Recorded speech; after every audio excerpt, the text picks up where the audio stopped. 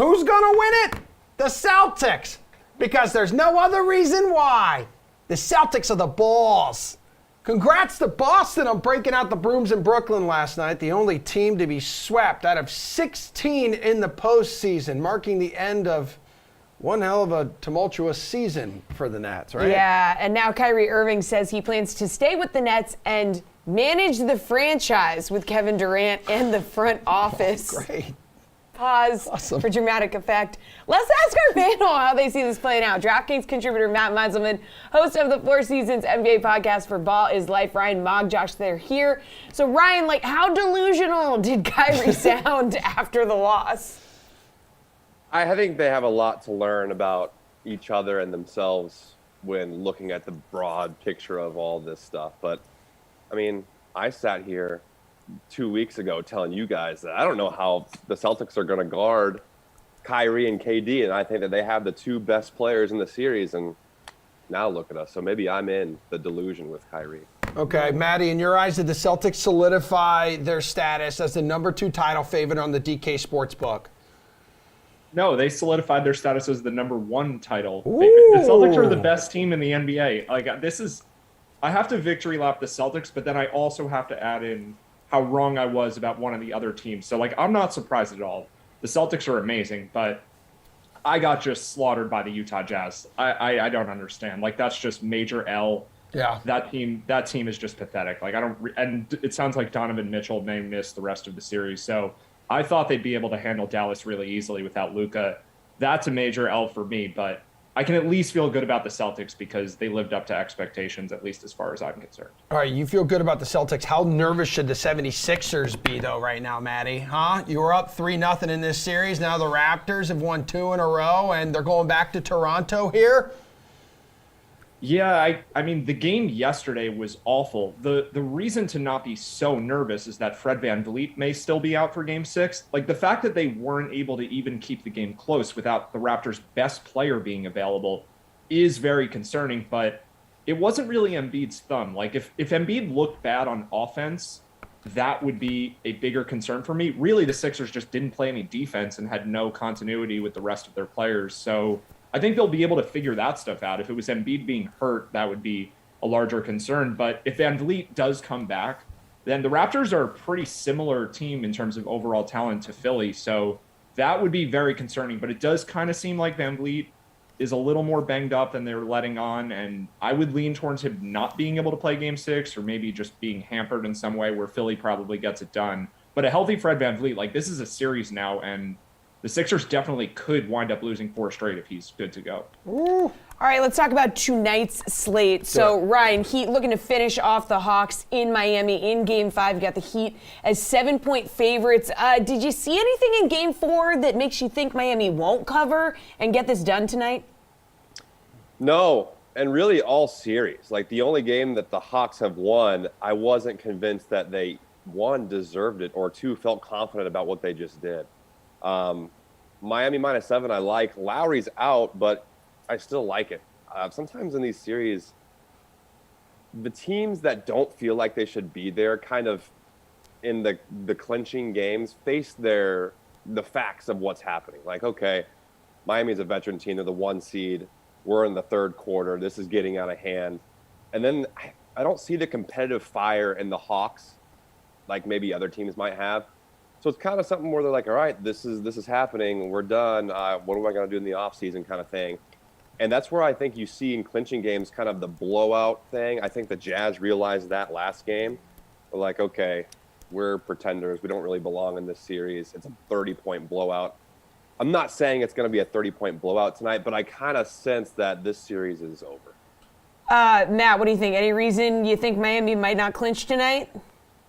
Well, there's certainly nothing that happened in Game 4 to give me confidence about the Hawks. And overall, it's hard for me to read because if the Hawks were healthy, then I actually think they're right up there with the Heat, especially with Lowry out. They would maybe even have the better roster on paper. The problem is John Collins is nowhere close to 100%.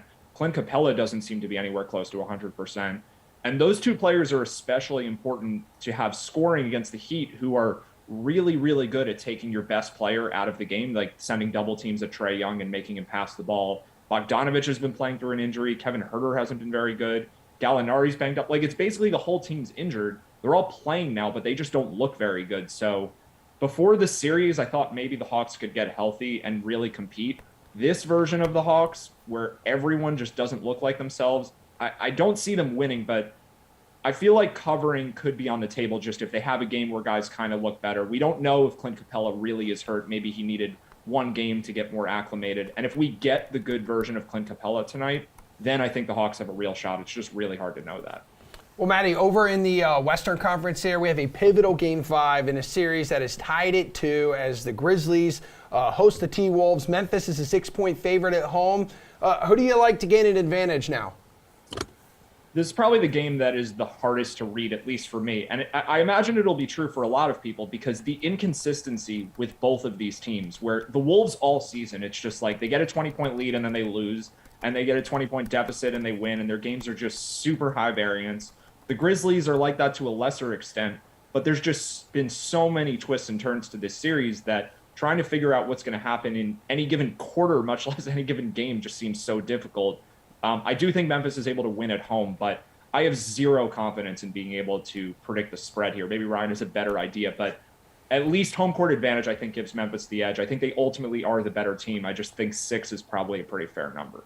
All right, Ryan, how hard of a read is this series for you?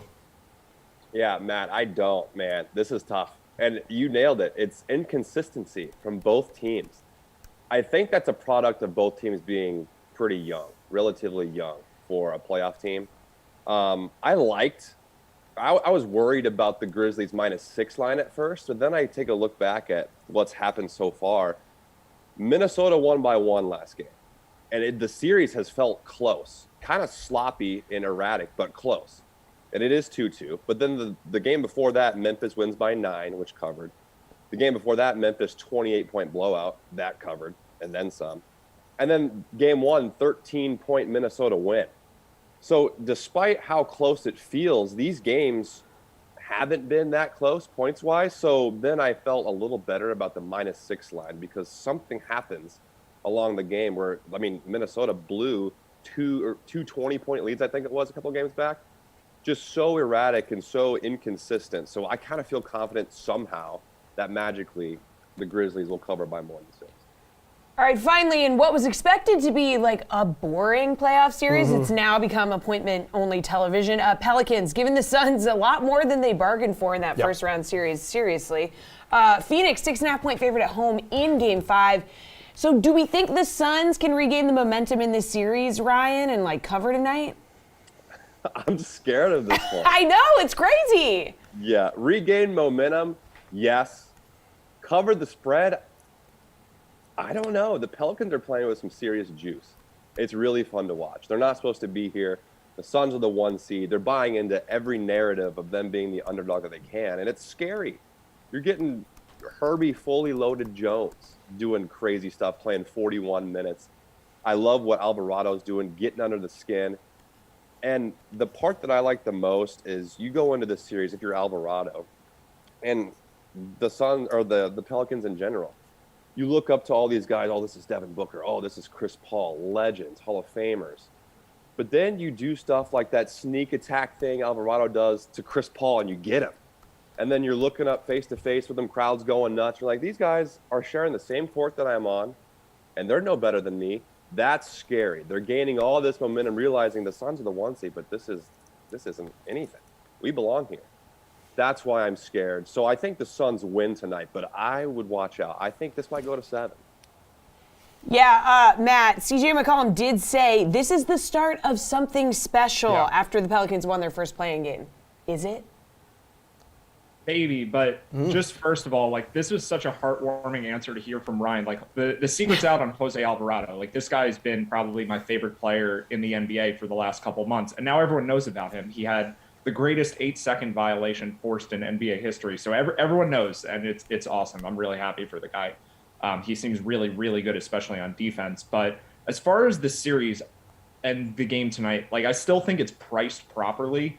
I think the line at 6.5 is basically fair. I think the series line with the Suns at -250 or so is basically fair. Where I do think there's a betting opportunity, though, is Devin Booker will probably be back at some point next round. I do think the Suns would find a way to win this series. They do have 2 more home games. Whether they cover or not, I don't know. But I think that there's a buy low spot here for the Suns, plus 230 to win the West, plus 450 to win the NBA title. They're going to have a relatively easy matchup in the second round, just in terms of not facing the Warriors yet. And as long as they get Booker back on the court by the time they faced Golden State in the conference finals, and then, of course, in the finals against whoever comes out of the East, the Suns were the best team in the regular season, except for maybe the Celtics, but at least in the Western Conference. So I think that the Suns' odds have gone up a little bit, just the way the series has gone, and with the Booker injury, they're still just as live to make the finals, to me at least, as they were before the series started. I think the odds are a lot better, and there's a good opportunity there. Wonderful work, you two. Appreciate all the help around the NBA. We're going to talk some Mexico Open, some PGA Tour golf south of the border with Jason Sobel and Jeff Ulrich coming up right after we continue our countdown here of the top 5 NFL draft busts. Of all time. Of all time. The goats of being a bust. Yes, that is very true. So numbers 4 and 5 on the countdown, those were Browns quarterbacks. So we thought we'd change it up a little bit here at number 3 and go with a Browns running back. I'm sensing a theme. Yeah, me too. Let's see who the number 3 NFL draft bust of all time is, according to our analysts. Picking an early round running back is just a recipe for disaster. It's an insanely bad idea. Here at number 3, Trent Richardson. Trent Richardson. This is a tough one.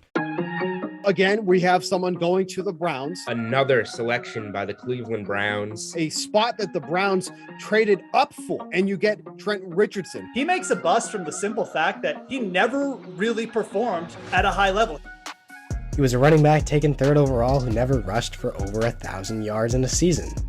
That about sums it up. Well, when you take a running back, number 3 overall, you're asking him quite a bit. This is why you don't draft running backs this early. He had the, second worst yards per attempt on average since the NFL-AFL merger. He averaged a career 3.3 yards per attempt. 3.3 yards per carry. He's only averaging 3.3 yards per carry. Trent Richardson was just a product of that Alabama offense and could do no wrong. And then when we saw him in the NFL, he didn't have the ability at all. When he was surrounded with so much talent at Alabama, that kind of masked some of his issues. Amazing career in college, didn't equate over to the NFL. The big thing was really unable to identify running lanes. Trent Richardson didn't read the game right at the pro level. He really struggled to get back to the line of scrimmage. He was just blown up to be better than he was coming out of college. He had some knee issues in his last game in college. Obviously lost some explosiveness when he made that transition. Even his rookie season was somewhat successful relative to expectations, but to be drafted in the top 5 and then come away as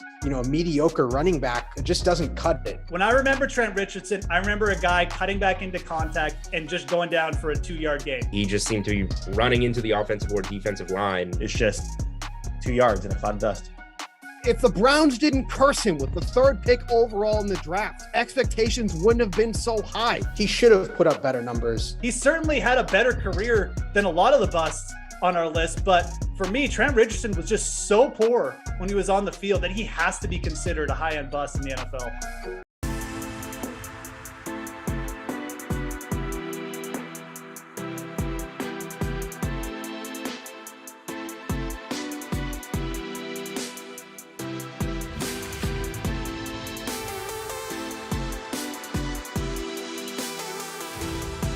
All right, welcome back to The Sweat. Okay. And tune into The Sweat tomorrow for a full mock draft of the first round of the NFL draft. Emerson going to be joined by 8 different DK contributors, making all 32 picks from the first round. Join us live at 11 a.m. Eastern tomorrow. That is going to be a special edition of The Sweat. So exciting. That is Commissioner Emerson to you. Oh, God. That's right. I will be in my commissioner getup. Very excited for that. Maybe we should cancel that. Okay, so we also will have the number 2 bust of all time coming up Later in the show. later in the show. Did you say that? No, but Okay, I cool. meant to. All right. Anywho, let's turn our attention now to golf, please. We have our PGA panel here this morning. DraftKings contributor Jeff Ulrich, the Action Network's Jason Sobel. Good to have him on live. Good to have you on today, everybody.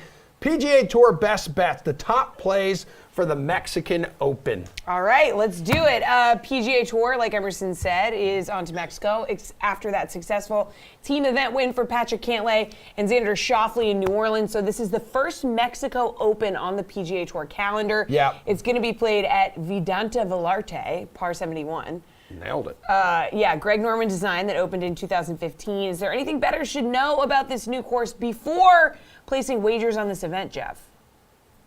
I mean, look, it's a Greg Norman course. We have a few of them throughout the rotation on the PGA Tour. You got TPC San Antonio, the Mayakoba Classic, El Chameleon, or however you pronounce it, also in Mexico. I think the thing about Greg Norman design courses is that they kind of play to the natural environment. This course, you apparently have to go over a suspension bridge, over a gigantic river just to get to it. It's situated between a bunch of lakes. That being said, the fairways are huge, it sounds like. So I don't think there's going to be any problem off the tee. Let's not forget, this is kind of a resort-style course, which is a kind of another Greg Norman trait. So it shouldn't be too much difficulty for the players off the tee here. I think what this is going to come down to is approach and short games. There is a lot of bunkers on the course as well, over 100. They've beefed it up a little bit with some of how the holes are designed for the PGA Tour. So I'm expecting tougher around the green play this week, but more of an emphasis on approach play. And again, I think everyone's going to have a kind of an easy time of it off the tee. Okay, Jason, anything to add about this course? He's frozen. Okay. He's frozen. No! Jason's Damn frozen. it, Jason! So we're going to move on to Just Jeff.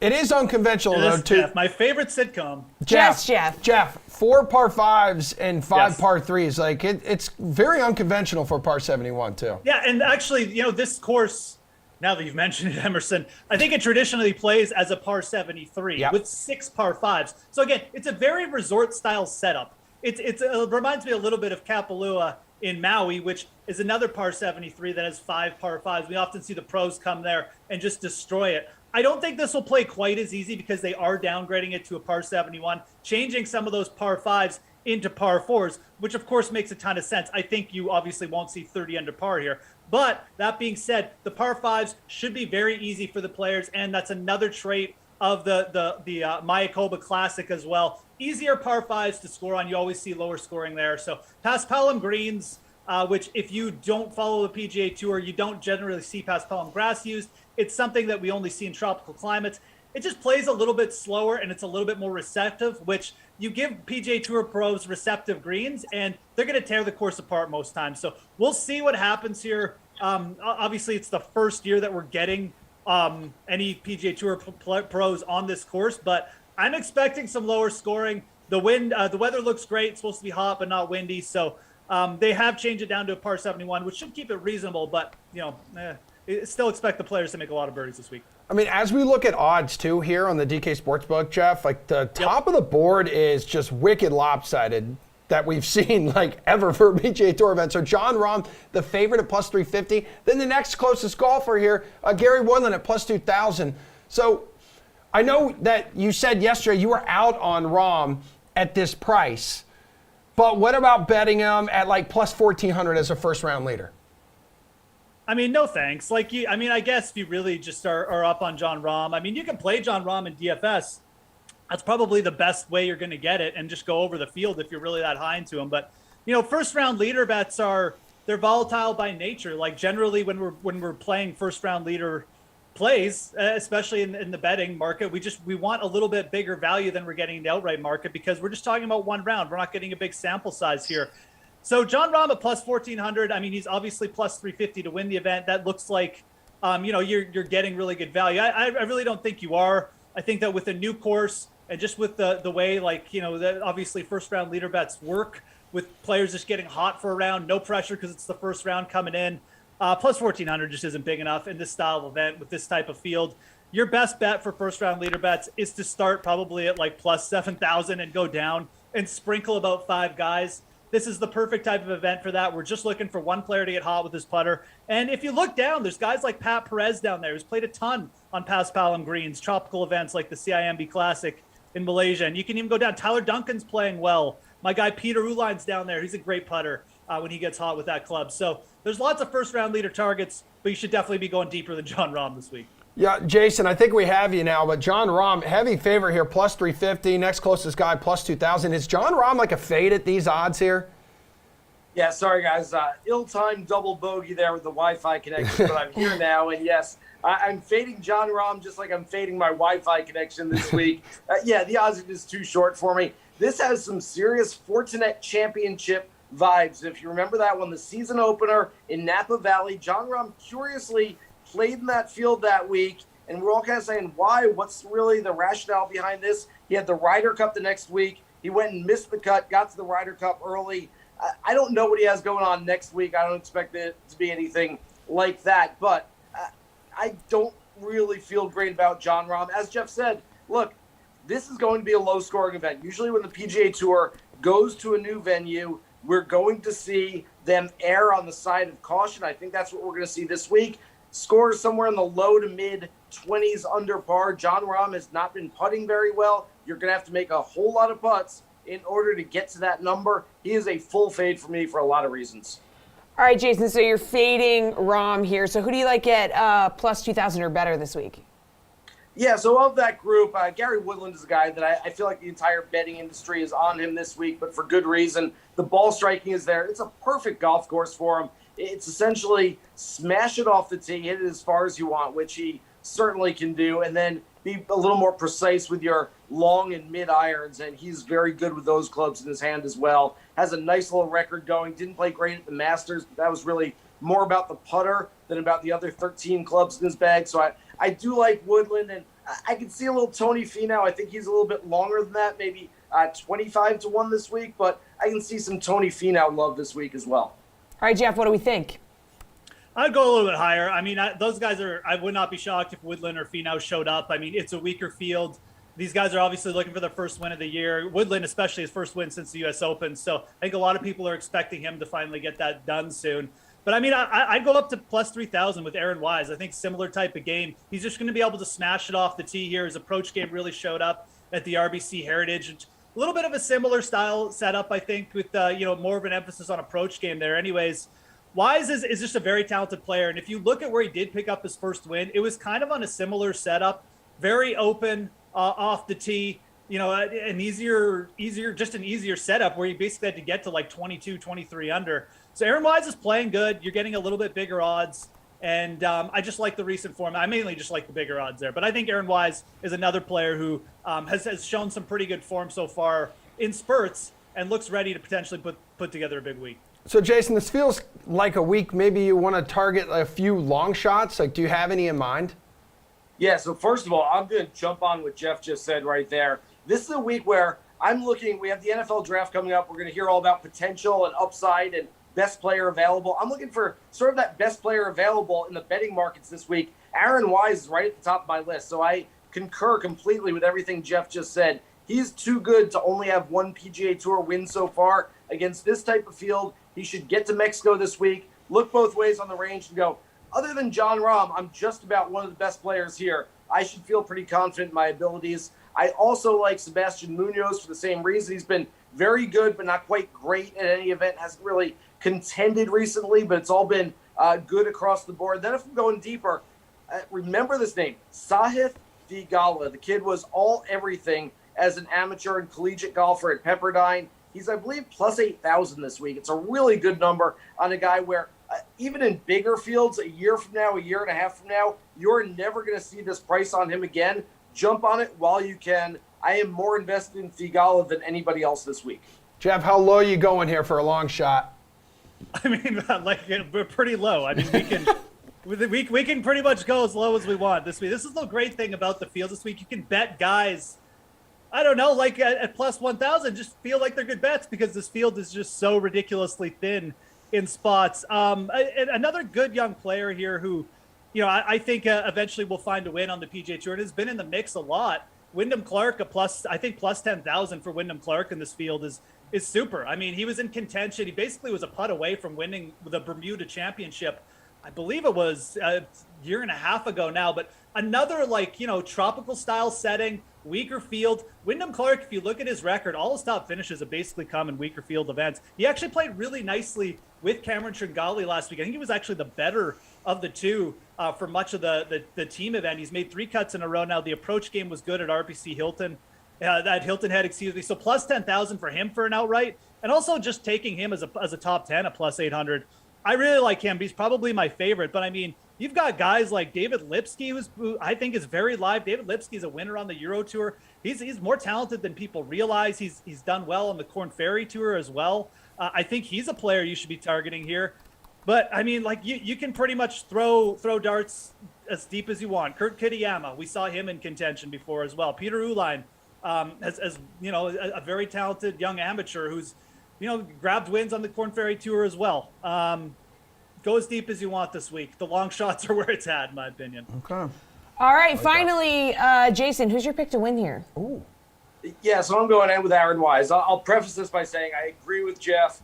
Some other names for you. Austin Smotherman, rookie who's been pretty good lately. Alex Smalley, a really underrated rookie. Kramer Hickok, we saw him in that 8-hole playoff at the Travelers last year. Joseph Bramlett, who should fit this golf course really well. So, yes, you can certainly go deeper with your plays as well. But like I said earlier, Aaron Wise, my favorite play on the board. He's dropped a little bit. He's gotten a little bit shorter, especially after Daniel Berger had a late withdrawal yesterday after the odds came out. So I liked Aaron Wise more at the original number, but still, I just think he's too good to only have one career victory. It's been almost 4 years now since that first win. He's trending in the right direction. Really good player. This should suit his game. I like everything about him this week.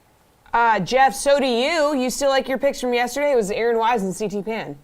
Yeah, and CT Pan will give a little bit of a shout out. I believe he's still plus 6,000. I mean, this is another player who, he's gained strokes on approach in 5 straight starts. He's obviously already a PGA Tour winner. If the putter shows up for CT Pan, and he's just typically a really good spike putter, he can easily compete in an event like this. And if anything, if you like him, I think plus 11,000 for a top 5 is very fair. I already throw out Windham Clark, so I'm collecting all these sort of golfers who are just, very volatile. But I like the Aaron Wise call too. Like I said, CT Pan, Windham Clark, a couple other guys I'm on. All right, good stuff. Jason, I'm glad you were able to get the Wi-Fi working. Enjoy the rest of your day, dude. Jeff needs you to hang out because we're going to talk some NFL draft bust because right now we have number 2 coming at you. Earlier in the show, we did show you. Bortles? No, it is not Blake Bortles, bud. But it's finally, the streak is broken. It's not a Browns player. No, it is not. And it's not Blake Bortles either. He All right, was so once touted as the most physically talented quarterback since John Elway. And at number 2 on the countdown, Jamarcus Russell. What made him a bust? Ugh, where do I start? What made him a real bust is the sense that he was the consensus number 1. I thought he was very much worth taking early in the draft. There was no quarterback within 20 picks. He was great at LSU because he was such a good athlete and because he was surrounded by such good talent. This is the next big thing, and he was so hyped, and he had that big arm that everyone remembers. Throwing on his knees 60 yards. The 70-yard throw from his knees. Video clips of him on his knees from 80 yards away, throwing the ball into the end zone, and then that just being all right, well, that's a wrap. The Raiders have to draft him number 1. When Al Davis saw this guy throw 70 yards, let's get him. It was just the perfect storm. It just never, ever came to fruition, coming to the Raiders, who were looking for their quarterback for years. I would say you got to blame Jamarcus Russell the most. I mean, you get everything you want in life, and you can't go out there and perform. Jamarcus Russell wasn't going to succeed in any situation. His work ethic was horrible. This guy had zero work ethic. He let himself get so out of shape. He was heavier than some of the O-linemen. Showing up to minicamp at 290 pounds. 290 pounds. Then there's also that photo with Jamarcus Russell throwing on the run where the wind is in his uniform and he looks like the Stay Puft Marshmallow Man. It's embarrassing. It's brutal. Clearly, he showed who he was right from day 1. He lied about watching game film. The blank DVD story is hilarious. The Raiders were suspicious that Russell wasn't watching any film. His team gave him a blank tape of game film, but they knew it was blank. Right? Obviously, Jamarcus Russell didn't. They came back to practice the next day. They asked him what he thought of the film, and he said he was 100% on board. And all of them said there was nothing on that tape, Jamarcus. That's when the Raiders knew they were really in trouble. When you post up NFL bust in Webster's dictionary, he's there. Russell has to be viewed as one of the worst picks, just never ever panned out. And there you have it so far. 5, 4, and 3 of the greatest draft busts of all time. All Browns. Finally, we broke the trend with Jamarcus Russell and the Raiders. Curse has been broken. And we're going to reveal the number 1 NFL draft bust of all time, according to our analysts, Thursday on The Sweat. Yep. Must-watch television. Thursday is the day as well that the first round of this year's NFL draft will be held. We're not doing it tomorrow because tomorrow we have the whole draft special here. We're going to have our guys panel of 8 analysts. It's going to be great. Kind of rip through the whole 32 first round picks. I won't be here, but it'll be great. I know. We'll be thinking about you. Sure will be grinding hard, Okay. Pushing that child out. Let's bring our NFL panel in. We have DraftKings contributors Jeff Ulrich and Pierce Dietrich. Fellas, it's draft week like we've been talking about. We're going to take a look at past drafts based on our top bust countdown. So earlier in the show, we looked at Trent Richardson as the number 3 bust. Now, we don't have to go too deep into it because we've beaten up on the Browns enough over the course of the countdown. It's not our fault. It can't say they don't deserve it. Yep. But despite Richardson's struggles in the NFL, teams did not stop picking running backs in the top 5. So since Richardson's 2012 draft, Ezekiel Elliott in 2016, Leonard Fournette 2017, Saquon Barkley 2018 were all top 5 picks. Now, those are big names, right? But were they worth being drafted that high? What do we think here, Pierce? I don't think they're worth being drafted out. It's not their fault. It's not necessarily that they're busts. It's just that the league has changed so much in the last 20 years. It's a passing league. They've changed the rules, pass interference. You get away with basically everything for a receiver. You can't touch the receivers. It's a passing league. And so it really doesn't make any sense to pay up for a running back when they have minimal value. It's really just our own expectations. We still see the NFL the way it used to be, where running backs in the 90s carried the league. It's not the case anymore, and yet we still hold these running backs at standard, and so we consider them busts. If we really want to look at busts, then you got to go back to the 90s when you actually could run the ball. You look at guys out of Penn State like Giordano Carter and Curtis Enos. That was a running era, and those guys couldn't get the job done. Lawrence Phillips, Tim Bianca-Batuka, they were all drafted ahead of Eddie George. Those guys are real busts. The guys in this era, I don't give them that much of a hard time. I don't even give Trent Richardson that much of a hard time. It's a passing league. Jeff, what do we think? Trent Richardson was pretty bad, but Pierce does actually make a good point. These running backs aren't bad running backs. We saw Leonard Fournette just kind of carry the Tampa Bay offense to a Super Bowl. They're capable. It's just the bust is the team. It's the general manager is the bust because he's taking these running backs in places where nobody should be taking running backs because, as Pierce alluded to, it's a passing league now. Why on earth would you take some of these guys before Patrick Mahomes even considering a running back? You should be loading up at quarterback, even if you already have an established one, because they're cheap. You can get upside. You could then trade your veteran for draft picks. Teams just don't think like that. The bust is at the GM position because you should never be taking a running back that high ever in today's league. And I think teams maybe slowly have figured it out, but you don't have to go back very far. 2018 Saquon Barkley. Just looking at some of the names that have gone after him, Josh Allen, Minka Fitzpatrick, even just a great defensive player. Derwin James, there's just so many names that are better and better assets for NFL teams than Saquon Barkley. All right, so a lot of people think that many of the veteran quarterbacks still available right now are actually going to be helped by what is perceived to be a pretty weak quarterback class. So as we go back to our number 2 bust, Jamarcus Russell here, aside from him, that 2007 quarterback draft class here, I'm reading it, featuring names Brady Quinn, Kevin Kolb, Drew Stanton. The quarterbacks from that class made a combined 139 starts, the fewest by a draft class since 1996. Could we see something similar? Could we be in danger of seeing something like that this year, Jeff? Are you dragging the good name of Kevin Kolb down Indeed, I the am. street, Emerson? I'll defend Kolb a little bit. He actually won a starting job and kind of just got knocked out of the league because of, I believe, concussion issues. But you're right. It was a weak draft class. And I think that there's the problem with this year's draft class is there's no sure thing. If Malik Willis doesn't work out well, then we go down the road, like Desmond Ridder. What if Desmond Ridder just turns into an average, maybe a backup or just a really low end starter? Well, then we're looking at Sam Howell to maybe work out. I like the ability of Sam Howell, and he's got a big arm and a little bit of Josh Allen traits about him, but if he doesn't work out either, I mean, like, there's no sure thing here. So some of these guys have some decent upside, but I don't know if the upside is on par with what we've seen. I think there is a very good chance that a lot of these guys could just be like, 8 games, and it's like, okay, we've seen enough, kid. We're going to, sit you on the bench and probably draft another quarterback. So I think there is a lot of bust potential here. I don't know if it'll be quite as bad as that draft class. I think that you will see at least like a guy like Malik Willis get a real shot for a couple years and probably put in some time. Potentially a guy like Ritter too. But yeah, like I said, if Willis especially doesn't work out, who's trending as the number 1 pick, this draft class could be very forgettable. Pierce, how do you view this year's quarterback draft class?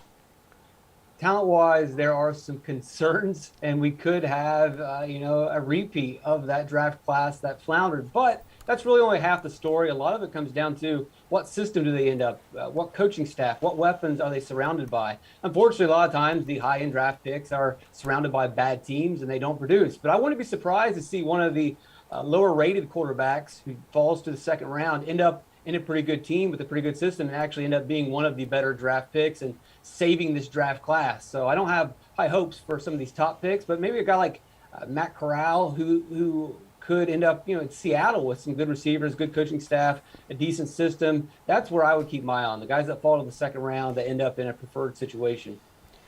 All right, let's end by taking a look at this year's draft for the Las Vegas Raiders. So we did this with Cleveland yesterday, but on the DraftKings Sportsbook, you can bet on the position of the Raiders' first drafted player. They don't have a first-round pick, but defensive back is the favorite at plus 155, followed by offensive lineman at plus 225.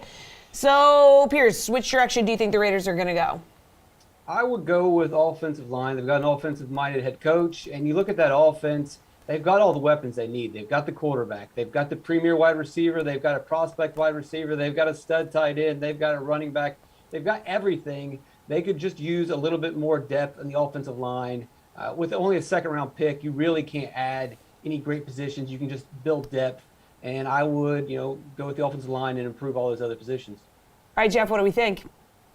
Yeah, I mean, you can pretty much, the nice thing about the Raiders, if you're betting them this year, is that I think you can pretty much cross off like those skill positions. I just don't see them wasting their first pick, just because they're not wasting necessarily, but just because they have so many needs on O-line and defensive back. Defensive back is actually where I would lean. I think plus 150. The depth of defensive back this year is very good. There's potentially 7 or more guys with like first round grades. I've said this a few times, but I think there's a good chance that one of them will probably fall, and they'll probably just fall into the Raiders' lap. You could also see the Raiders potentially try and move up like a little bit higher in the second round to grab that player if he starts to fall. So O-line, defensive back, I really do think that's where they'll go, but I'd lean defensive back. I think on plus 150, that's still a little bit of value because I think there's a better chance that I just think it's a bit deeper once you get into the second round there. All right, guys, really excited to have you part of tomorrow's full mock draft of the first round here on The Sweat. It's all we're going to be talking about. I'll be joined by you two, 6 other different DK contributors making all 32 picks from the first round. So make sure everyone join us live 11 a.m. Eastern time tomorrow for a special edition of The Sweat. That will not include Jessie. We're back after this to talk NHL.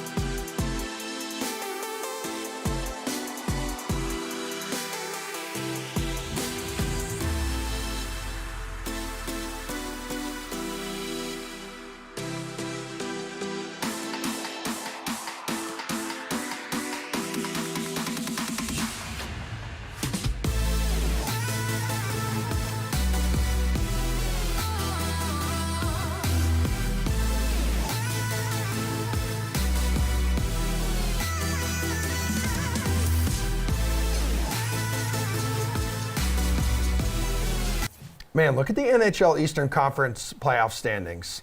So that's a lot of teams with 100 points at least. First time all 8 playoff teams in the conference have had at least the century mark in points.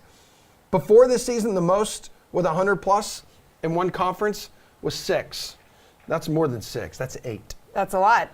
All right, let's Indeed. bring in our NHL panel. We have Anna Dua from NHL.com's Fantasy on Ice podcast and RotoWire's Paul Bruno. Guys, NHL opening faceoff time. We got a huge 13-game slate this evening. Before we get into your picks, though, we just mentioned all 8 teams that have clinched a spot in the playoffs in the Eastern Conference have at least 100 points. First time ever that it's happened. Does that speak to parity, or is it the Eastern Conference just is like really top-heavy, Anna? So the Eastern Conference, definitely you see there's a huge disparity between the teams that are in playoff spots versus the teams that aren't. The Capitals are in that last playoff spot right now, and they're 20 points ahead of the closest team behind them. So in the East, we see this difference possibly because there's a huge age difference between these teams. So when you look at the 3 youngest teams in the league, they're the New Jersey Devils, the Columbus Blue Jackets, the Ottawa Senators. The Buffalo Sabres, Philadelphia Flyers also make up the top 10 youngest teams in the league. Over onto the oldest teams in the league, we have the Washington Capitals, the Pittsburgh Penguins, New York Islanders. In the top 10, we have the Maple Leafs, the Bruins, and the Tampa Bay Lightning. So in the East, we see there's a bigger difference in terms of where the teams are in their developmental process, as opposed to the West. The competition's tighter, the points are less for the teams. They're still fighting for those last 2 wild card spots, and that's because all their ages kind of meet in the middle of that average in the league, and we see that they're in a similar spot in terms of development. All right, Paul, what do you think? I think Anna's right on top of things. She's reading from my notes, I think, because I'm right in sync. And we can't forget about the fact that some games are worth 3 points, other games are worth 2. So that also factors into the disparity. And we haven't had a full season for a couple of years. The last time we had a full 82-game slate was 2018, 2019, and only 1 team finished with less than 70 points. This year, we project there's going to be 6, maybe 7 even, that are under the 70-point mark. And that accounts for the fact that the teams at the other end of the scale are getting more points in the standings overall. And I'll also throw in one stat that I know Anna's going to love as a Leaf fan. In the entire 100-plus year Leafs history and Canadiens history, there's never been a disparity between the 2 clubs as large as this one. The Leafs are 60 points ahead of Montreal in the standings, and that includes all the years where Montreal was a powerhouse in the 70s. So I think that's the next thing I'm going to say to a Canadiens fan when I run into them. All right, we'll keep that in mind. No playoff matchups, by the way, in the East have been set, and the playoffs do begin on Monday. It's going to be here before you know it, in like 5 or 6 days. We do have a giant slate to get to tonight. 13 games, Paul. Who's the best DFS play at center? For me, it's a trio of first-liners to consider, Emerson, with the quality of their opponents being a big factor, too. I think people are going to fade Matthews tonight because he hasn't scored a goal in his last 5 games played, his longest slide of the season. But tonight he gets the Red Wings, who are missing their captain, Dylan Larkin, and really playing out the string. 34 will notch 2 goals tonight and reach the 60 mark. You remember last week when I called Ovechkin to get 2? Pay attention today, folks. The Leafs have scored a total of 15 goals in their 2 prior games between these 2 teams. That'll cost you $9,200 at the top of the DK board this evening. I fade the likes of McKinnon, McDavid, and Barkov, who all have tougher matchups. Instead, I go to Vancouver's JT Miller, who has 15 points in his last 10 games played, sitting at 96 points on the season. A great matchup awaits him with Seattle coming into Van City tonight. His price tag is $7,100. Behind him, Lightning captain Steven Stamkos comes in at $6,900, a bargain considering he's on his best stretch of the season with 19 points in his last 10 games played, facing a Columbus Blue Jackets team at home. Who's your pick, Anna? Paul's going first line again, and I'm going second line again. I'm going Alexander Kerfoot of the Toronto Maple Leafs. So yes, this Detroit matchup favorable for the Leafs, and Kerfoot's actually played better against Detroit than he's played against any other team this season. He has 6 points in 3 games against the Red Wings. He's having a career year himself. He has 38 assists, 51 points in 80 games. He's playing with William Nylander, who's third on the Leafs, also having a career year, 76 points in 79 games, and Pierre Engvall. Engvall scored a goal against the Red Wings earlier this year. So I'm going Kerfoot, and he's a great value for this matchup. All right. Who do you like on the wing here, Anna? So for the wing, I'm actually going to give you a little bit of a deep pick. I'm going Parker Kelly of the Ottawa Senators against the New Jersey Devils. So he scored 4 points in his past 4 games, has 9 shots on goal over the last 3, and he's playing on a line, the third line, with Austin Watson. Austin Watson coming off of a multi-point game against the Montreal Canadiens this past Saturday. And Ottawa plays great against the New Jersey Devils this season. They've won 2 games against the team. The Devils, once again, in a little bit of a slump. They've allowed 43 goals in their last 12 games. They're 3-6-3 this month. Favorable matchup for Ottawa. Parker Kelly, great value. All right, Paul, where are you going? My mismatch theme continues here, Jesse, with Kirill Kaprizov hosting the Coyotes tonight. He cost $8,000 after posting 16 points, along with 34 shots on goal in his last 10 starts. I like the Leafs' Mitch Marner, too, to have a big night. 3 points from the 100 mark this year is his motivation. Looking for a points night possibly against the dreadful Red Wings, costing $7,500. In an effort to save money with some of these big boys that I'm looking at, I had Brock Besser for only $4,100, getting a right wing spot on the second line. He has 8 points and 27 shots on goal over his last 10 games. And I anticipate a big night for him because there's a mismatch waiting with Seattle coming to town. Yo, Paul, let's wrap things up with your top play on the blue line tonight. How much money are you spending? So I already indicated I'm spending so much up front that I'm going to the blue line and taking a look at second pairing D-men. A Leaf stack tonight will include Mark Giordano for only $4,100. He has 8 points playing on that second lineup and also in the second power play, and around 20 minutes a game for the second highest scoring club in the NHL. I figure he'll run into a point or two. Braden McNabb's a sneaky good value for a desperate Vegas club in a vital matchup in Dallas. He has 5 points but added 29 blocks over his last 10 games played. That's why he's averaging over 11 points per game in DK play. He costs only $4,200 tonight. And finally, Florida's Brandon Montour has been on a long tear this past month, which includes 9 points in his last 10 games played. It's a tough divisional game on the tap tonight for him, but hard to pass up on a guy who'll play around 20 minutes for the league's highest scoring team while costing only $3,300. Anna, who's your defenseman tonight?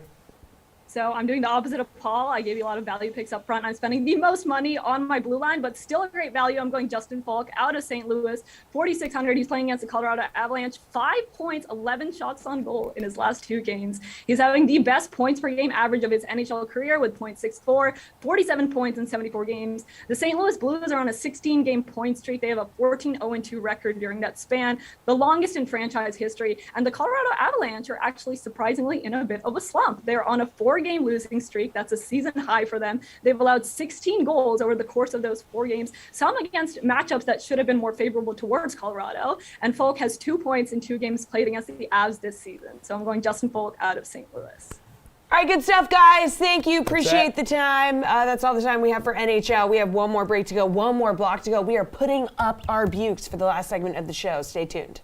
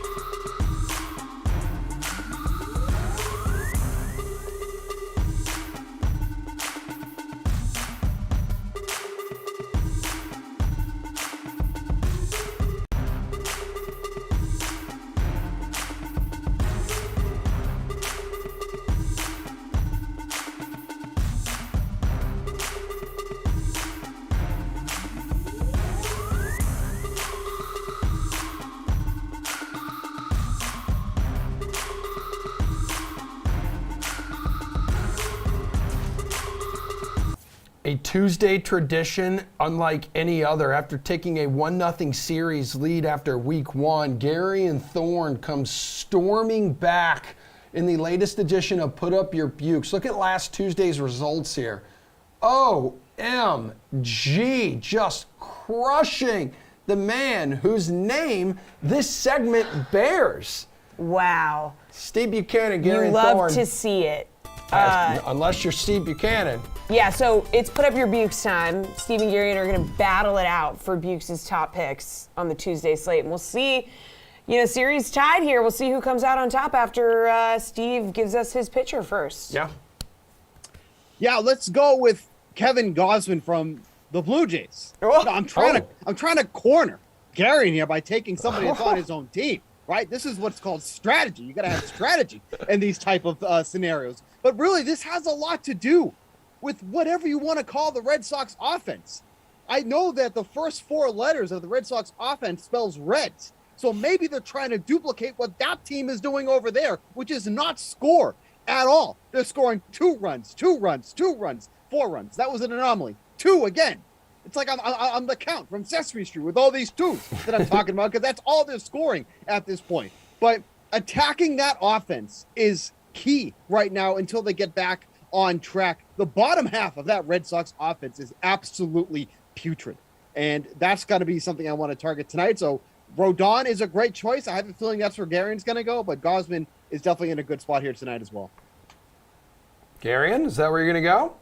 Yeah, I mean, it's tough. I think if you're asking me who my favorite play on the slate is, it is Gausman, just because he is far cheaper than Carlos Rodon. It makes no sense that he's the 6th most expensive pitcher on this slate when you could make a very reasonable case that he's been the best or the 2nd best pitcher in baseball to this point by his advanced statistics. I actually wrote up on Friday the case for him as American League Cy Young. He was 20-1 then. I haven't checked this morning, but I doubt it would have moved too significantly as he has not pitched since I wrote up that article. But I still like that bet. I like Gausman tonight.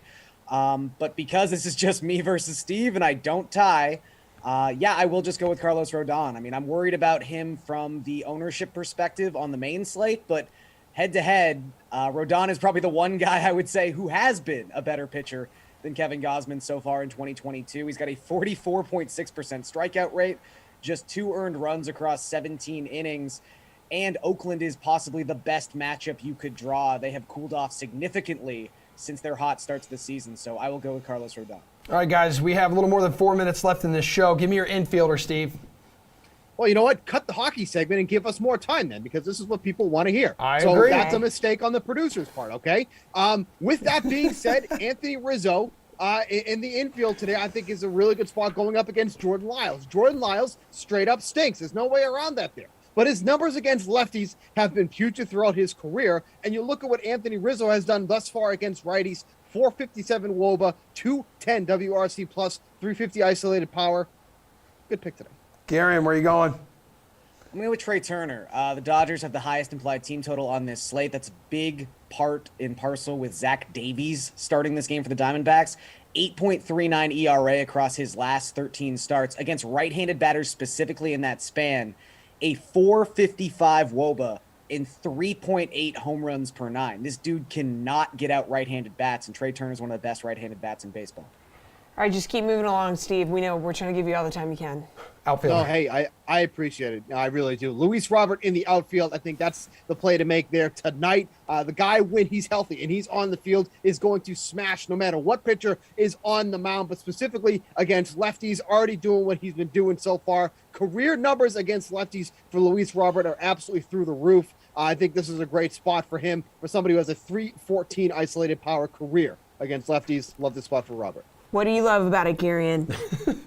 I think Robert's a nice play. I'm actually going to go with a value outfielder. I think Jesus Sanchez has reached the level where he should not be $3,600. This guy has more raw power than almost anyone in baseball. He has a 5.10 WOBA against right-handed pitching so far this season. If Jesus Sanchez is facing a righty, you want to put this guy in your lineup, especially if he's less than 4K. Josiah Gray has looked better his last couple starts, but he is still very home run prone. And his ex-WOBAcon, which is the WOBA he's giving up on contact alone, is 422. When this guy gets hit, the ball goes a really long way, and Jesus Sanchez specializes in that. So I think at 3.6, he's a fantastic value, but just a solid outfielder in general. 2 minutes to go in show. Value play, Steven. This is ridiculous. Cody Bellinger is too cheap tonight. The man is back. He's high as a kite, but I'm not talking about his mentally. I'm talking about how he's been hitting the baseball. It's been absolutely flying out of the park. He's still too cheap. The algorithm has been trash all year long. Hasn't caught up. Love Cody Bellinger. Who do you love here, Gary? You going to put up your pukes? Matt Chapman, $3,800. Nick Pivetta, bad at baseball, not a good pitcher. 15.91 expected ERA so far this season. Chapman's hitting exceedingly well in Toronto. He's an extreme fly ball hitter. Pivetta giving up a 99 mile per hour average exit velocity on fly balls and line drives so far this season. Matt Chapman's hitting a home run. All right, Steven, your favorite bet tonight is what? Yep, just because I'm upset about the timing, it's Detroit, Minnesota over 7 runs. Why? Because I said so. So cut that one up. Give us more time. Great. Garian. I'm going to go first 5 Jays over 2.5 runs. Again, Nick Pivetta stinks. All right. Wow, shots fired there, Steven. And we'll make sure that everybody knows that we need to give you guys more time for this segment. Producer Tom is the one who put you guys at the bottom of the show. I made the argument. I said, we need to lead with this. This is a great segment. Madness starting at noon. Raiders at Bills. We got the slate at 5 with Shrug and Matt Meiselman. They're going to talk NBA playoff stuff. Tomorrow, don't forget, we have our special NFL mock draft show. Yes. Emerson's going to host. It's tomorrow at 11 a.m. We'll see you then. It's going to be great. Go ahead. We have enough time.